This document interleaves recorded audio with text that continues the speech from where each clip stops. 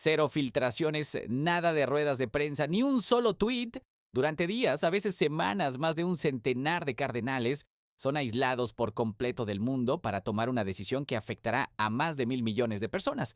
Pero que nadie se equivoque, esto no es solo una cuestión de fe, es una lucha de poder silenciosa, una batalla política, teológica y cultural por el puesto más influyente de la Iglesia Católica. En el momento en que las monumentales puertas de la Capilla Sixtina se cierran y se escucha el solemne extra omnes, todos fuera, arranca una de las elecciones más secretas y fascinantes del planeta. Esto es el cónclave, la guerra por el trono de San Pedro. Para entender lo que realmente ocurre ahí adentro, a puerta cerrada, hay que saber que la Iglesia se encuentra en una profunda encrucijada. El papado de Francisco dejó un legado de apertura y reformas que ha provocado tanta admiración como una resistencia feroz.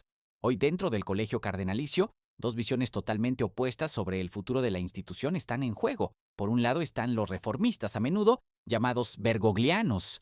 Quieren seguir por un camino de inclusión, de diálogo con el mundo moderno y con una iglesia menos centrada en Europa y más enfocada en el sur global donde el catolicismo está creciendo. Impulsan una mayor misericordia en la aplicación de la doctrina, abordan la justicia social y el cambio climático como prioridades y buscan una mayor participación de los laicos y las mujeres en la vida de la iglesia. En la otra esquina se encuentran los conservadores o tradicionalistas. Este grupo ve las reformas como una amenaza directa a la doctrina milenaria y a la identidad católica. Sueñan con volver a las certezas del pasado, a una liturgia más tradicional y a una defensa sin concesiones de la moral en temas como la familia o la sexualidad. Critican lo que perciben como una politización de la fe y un debilitamiento de la autoridad de Roma. Y no es una simple diferencia de opiniones, es una silenciosa guerra ideológica. Lo que se está jugando no es solo teología, sino el rol de la Iglesia en un mundo cada vez más secularizado y polarizado, su posición frente a debates culturales complejos y su peso en la geopolítica mundial. El escenario de esta batalla es un ritual cargado de simbolismo y sobre todo de un secreto casi absoluto.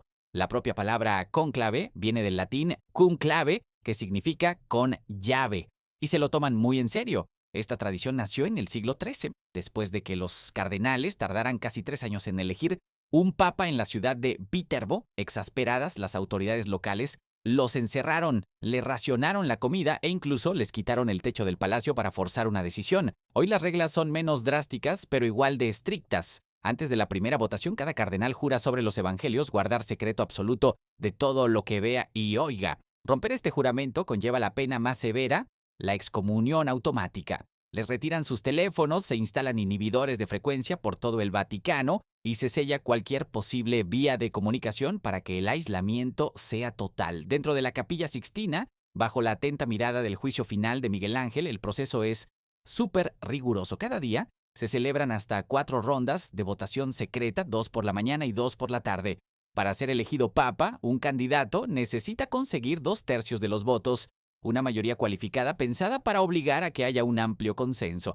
Después de cada par de votaciones, las papeletas se queman en una estufa especial conectada a la famosa chimenea. Si no hay acuerdo, se usa una sustancia química para que el humo que sale sea negro, la señal para el mundo de que siguen deliberando. Cuando por fin un candidato logra esa mayoría y acepta el cargo, el humo que todo el mundo espera en la Plaza de San Pedro es el blanco, la fumata bianca. Pero claro, las reglas oficiales y los rituales solemnes son solo una parte de la historia. La política de verdad, la del cónclave, sucede lejos de los frescos. Es en los pasillos, las cenas y los salones de la Casa Santa Marta, la residencia donde se hospedan, donde se mueven los hilos y se construyen las alianzas. No hay discursos de campaña como los conocemos, pero sí negociaciones intensas y discretas. Los cardenales se agrupan por ideología, por geografía, por idioma o por afinidad personal, creando bloques de poder. Ahí es donde los más influyentes, a los que en la jerga vaticana se conoce como los grandes electores, miden sus fuerzas. No se presentan como candidatos, pero promueven a sus favoritos, los papabili,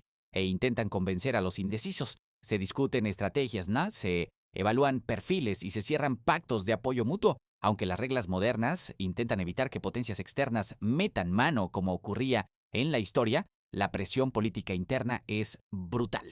Un voto puede cambiar de bando después de una conversación en la cena, por una promesa de reforma, por un llamado a la unidad o simplemente por la convicción de que un determinado candidato es el único capaz de evitar un bloqueo. Es un ajedrez espiritual y político y cada movimiento está perfectamente calculado.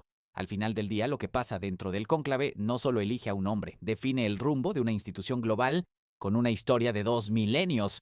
La decisión marcará la postura de la Iglesia sobre la justicia social, el diálogo interreligioso, los escándalos que han minado su credibilidad y los grandes debates culturales de nuestro tiempo.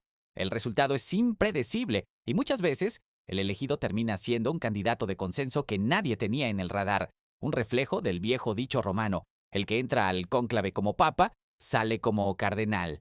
Las fuerzas ya están sobre el tablero. Por un lado, la continuidad de un papado reformista y abierto al mundo. Por otro, el regreso a una visión mucho más tradicional y centrada en la doctrina. Y en medio, una mayoría de cardenales que buscan desesperadamente a un líder que sea capaz de unir a una iglesia profundamente dividida. La pregunta queda en el aire, flotando igual que el humo sobre la plaza de San Pedro, esperando una respuesta que cambiará la historia. Ahora que sabes cómo funciona esta compleja lucha de poder, ¿qué facción crees que se impondrá? ¿Un reformista, un conservador o una figura de compromiso? Déjame tu opinión en los comentarios.